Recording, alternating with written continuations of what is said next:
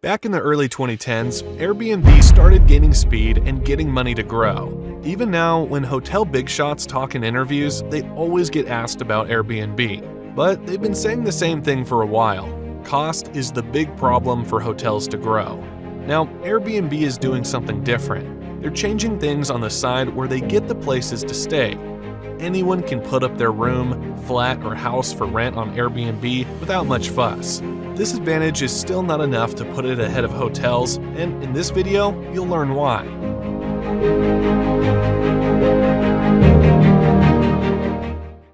Airbnb helps people who want to travel find a good place to stay. They're like the friendly middle person between the folks who want to travel and the ones renting out their places. Everything from finding a place to talking with the owner and making deals happen on Airbnb. It's like a one-stop shop for travelers and hosts. On Airbnb, hosts decide how much to charge for their places, give service, and decide how they want to welcome travelers. Airbnb, acting like the middle person, takes fees from both guests and hosts based on a part of the total reservation cost. The cool thing about Airbnb is that they don't own or control any buildings. They're just a platform. Hosts can add or remove their listing whenever they want, and if a host isn't getting the business they want, they can take down their listing without paying extra. There's a missed opportunity, but there's no extra cost. Airbnb makes money from places that are already there. It's not about finding enough people who want a place to stay or finding enough places for people to stay. It's just about whether those places are on Airbnb or not. Hotels work the other way around. First, they need enough people who want to stay there before they even exist. If a place isn't popular, if there aren't enough workers around, if the land is hard to get or too expensive, the hotel won't happen.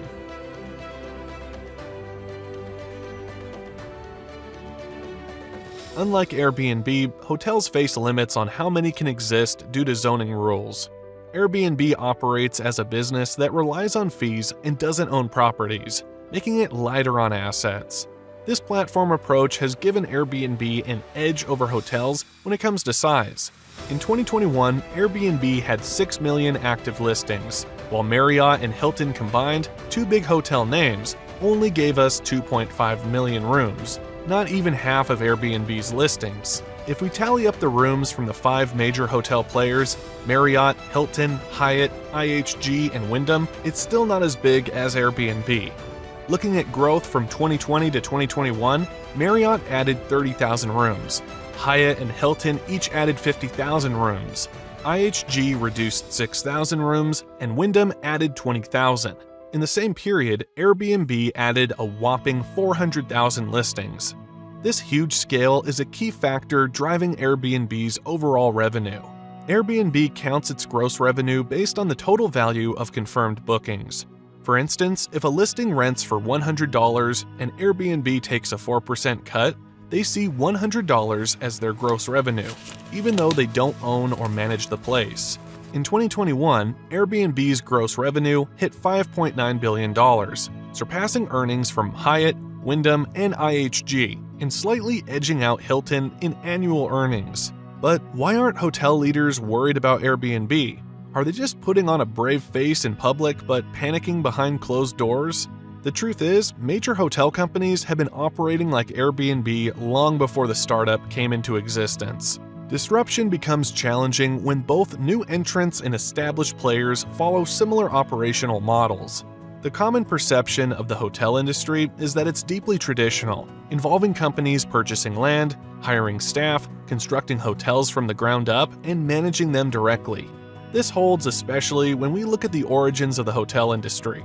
The traditional owner-operated, asset-heavy business model has its advantages. If the hotel performs well, the owner directly benefits from the generated income.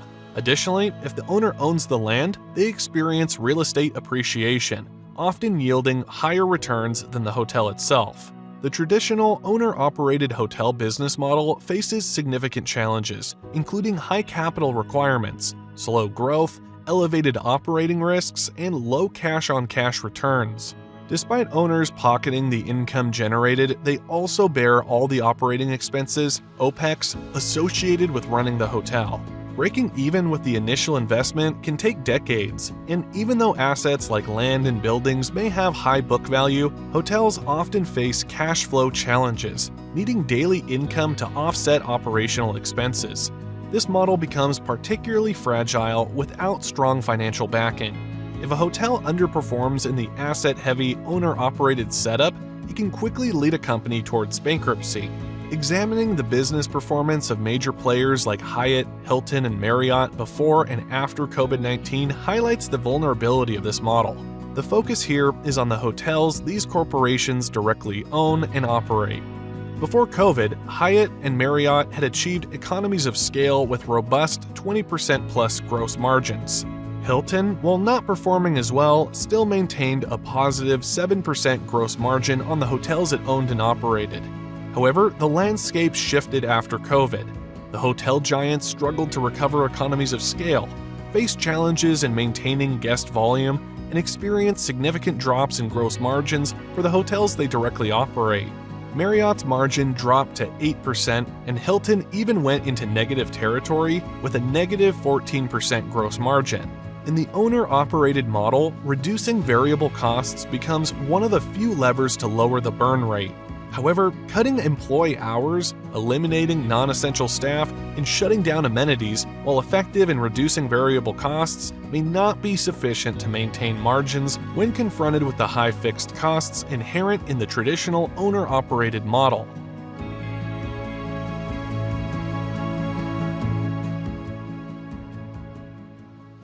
The prevalent misconception today is that Airbnb pioneered the platform business model in the hotel industry. However, in reality, major hotel giants had been operating as asset-light, fee-based platforms for many decades before Airbnb even existed.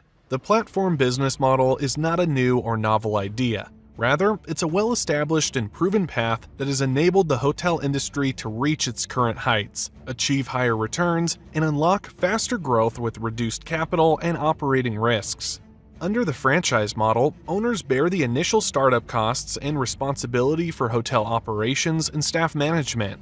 In return, they gain the opportunity to brand the hotel as a part of renowned chains like Hyatt, Hilton, or Marriott.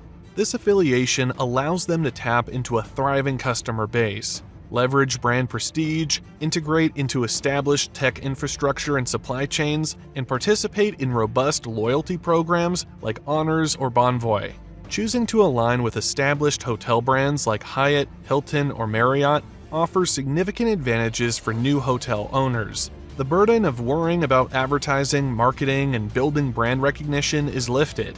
If you were to forge your own independent brand, it could be a challenging journey, submerged in a sea of lesser-known hotel brands on platforms like Hotels.com.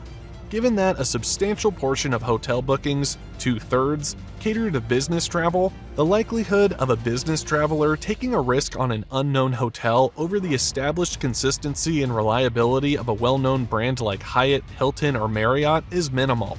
In exchange for the brand association, hotel owners typically contribute 2 to 6% of their gross booking revenue to the corporate entity. Additional fees may include a percentage of gross food and beverage sales and a monthly program fee. The advantage, particularly for those owning the land as a third party, is the retention of all real estate appreciation. Alternatively, for owners who prefer a hands-off approach to operations, there's an option to enter into a separate arrangement where a hotel giant manages the property on their behalf. Under the arrangement where a hotel giant like Hilton, Hyatt, or Marriott manages your property, it retains the brand identity, but all day-to-day operations, including hiring, training, and employee management, are handled by the corporate entity. In return, as the owner, you are not responsible for or involved in the daily aspects of the hotel, despite retaining ownership. However, there's a catch. You are required to reimburse the hotel giant for all operating expenses they incur while running your hotel on your behalf. Cost reimbursement becomes a significant contributor to every hotel giant's revenue. Currently, Hilton owns and operates less than 2% of its hotel rooms. Marriott handles just 1%, and Hyatt manages 5%. Wyndham, on the other hand, does not own any of its hotel rooms, having sold off its last 2 hotels in the fourth quarter of 2021. Contrary to the popular narrative around Airbnb's disruption and platform business model being groundbreaking, the hotel industry has been transitioning from asset-heavy operators to asset-light, fee-based platforms for decades before Airbnb emerged. Hilton, IHG, Wyndham, and Marriott in particular have been actively selling off their hotels and land over the past 20 years. It's important to note that the platform business model, while successful, is not a one-size-fits-all solution. Airbnb, despite its success in terms of scale and listings, faces challenges, highlighting the notion that quantity doesn't necessarily equate to quality. Airbnb has encountered challenges related to safety concerns, service inconsistencies, guest volatility, intrusive hosts, privacy issues, and excessive policies.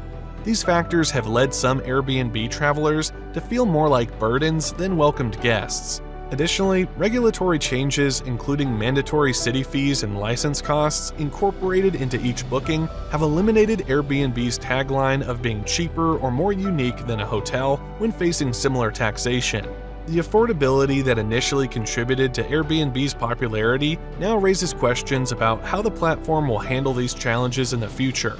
When prices are comparable between hotels and Airbnb, service quality becomes a competitive advantage. Hotels, with their emphasis on reliability, predictability, and a consistent guest experience, have maintained an edge over Airbnb in both business and leisure travel. Do you think Airbnb will surpass traditional hotels? Let me know in the comments. Also, make sure to like the video and subscribe to the channel for more content.